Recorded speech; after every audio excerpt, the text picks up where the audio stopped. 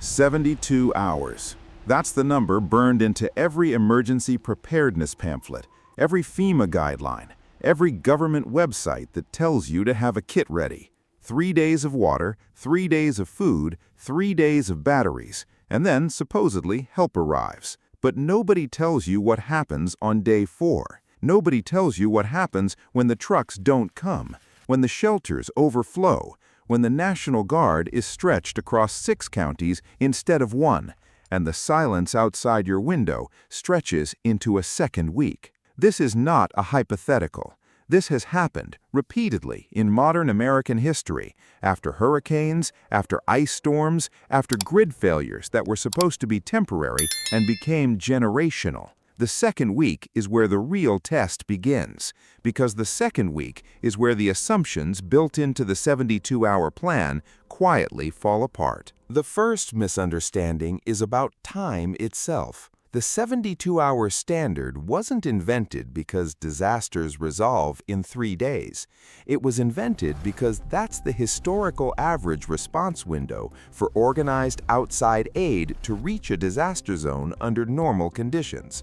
Normal meaning a single, contained event with intact roads, functioning fuel supply, and a surrounding region that wasn't also affected. The number was never a promise. It was a logistics estimate for a best-case scenario. When the disaster is regional rather than local, when an ice storm takes down power across an entire state, or a grid failure cascades across multiple transmission systems, the entire premise collapses. Emergency response isn't a single line rushing toward you. It's a finite pool of resources being rationed across every affected area simultaneously, and that pool runs thinner with every passing day, not thicker. By day 4, the hidden science of infrastructure failure starts to show itself. Water treatment plants, for instance, are not simple gravity systems. Most modern municipal water systems rely on electric pumps to maintain pressure throughout the distribution network. When backup generators at treatment facilities run out of diesel, and most only carry 72 to 96 hours of fuel by design because refueling was assumed to happen quickly, pressure in the pipes begins to drop. Low pressure doesn't just mean a weak tap. It means the pipe network itself becomes vulnerable to backflow contamination because groundwater and soil bacteria can infiltrate the system anywhere there's a crack, a joint, or an old fitting, and the low pressure that once pushed water outward now allows contaminants to be pulled inward. This is precisely why boil water advisories are issued after extended outages, even in areas where the water looked and smelled completely normal. The danger isn't visible. It's a physics problem, hiding inside a plumbing system most people have never thought about. Food supply follows a parallel but distinct curve of failure. Grocery stores operate on what's called a just-in-time delivery model, meaning most locations carry no more than 3 days of inventory at any given moment, restocked continuously by trucks running tight schedules calculated by algorithms, not human judgment.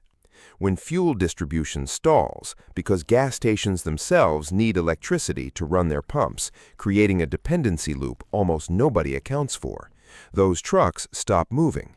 Shelves that looked fully stocked on day 1 are stripped bare by day 3, and they stay bare because the system has no slack built into it. This is the part most preparedness content gets wrong. People imagine slow depletion, a gradual emptying of resources. In reality, distribution networks fail suddenly and completely, the way a dam doesn't leak before it breaks. One moment the system is functioning at 90% capacity, and the next moment it's functioning at 0, because every node in that network depends on every other node. The evidence for this pattern is not theoretical. After Hurricane Maria struck Puerto Rico in 2017, some regions went without grid power for over 11 months, and documented mortality studies conducted afterward estimated the true death toll at several thousand, far beyond the dozens initially reported. with the excess deaths overwhelmingly linked not to the storm itself, but to the cascading failure of medical infrastructure, water systems, and food access in the weeks that followed. The storm was the trigger. The infrastructure collapse was the killer. This is the pattern that repeats across nearly every major grid-down event studied by emergency management researchers. The initial event causes a fraction of the harm, and the systemic unraveling that follows in the second and third week causes the majority of it. This is where survival implications begin to diverge sharply from popular assumption. The average household prepares for an event, a discrete moment of danger to be weathered.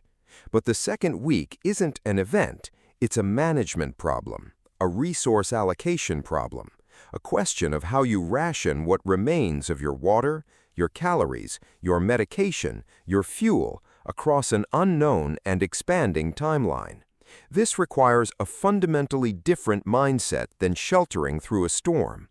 It requires triage thinking, the same cognitive framework used by field medics and disaster logisticians, where you're not asking, how do I get through tonight, but how do I make finite resources stretch across a horizon I cannot currently measure? Most people have never practiced this kind of thinking because the culture of consumer preparedness sells checklists and gear, not decision-making frameworks. The escalation compounds further when you account for human behavior under prolonged scarcity, a subject studied extensively by disaster sociologists.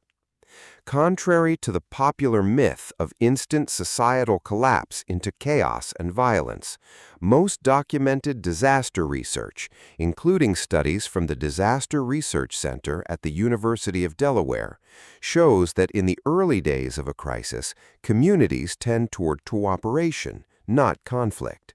Neighbors share resources. Strangers help strangers. But this pro-social behavior has a documented half-life, and it tends to erode as the timeline extends past the first week, particularly once basic resources like water and medication become critically scarce rather than merely inconvenient. The shift isn't dramatic or immediate, it's gradual, showing up first as increased tension over shared resources, then as quiet withdrawal from cooperative behavior, then, in worst-case documented scenarios, as competition. Understanding this curve matters because it tells you that the danger of the second week isn't only physical, it's social, and it's slow-moving enough that most people don't recognize it happening until they're already inside it. There is a deeper structural truth beneath all of this, one that rarely gets said plainly. The 72-hour plan was never actually a survival plan. It was a bridge plan designed to get an individual household from the moment of disaster to the moment organized aid arrives. It assumes the existence of a functioning outside system waiting to take over. Remove that assumption through a regional event, a cascading grid failure, or a disaster large enough to overwhelm the response infrastructure itself, and the 72-hour plan doesn't just run out. It reveals that it was never designed to handle what comes next. The second week isn't a longer version of the first 3 days. It's an entirely different problem, governed by different physics, different logistics, and different human behavior. And almost nobody has built a plan for it, because almost nobody has been told it might be necessary.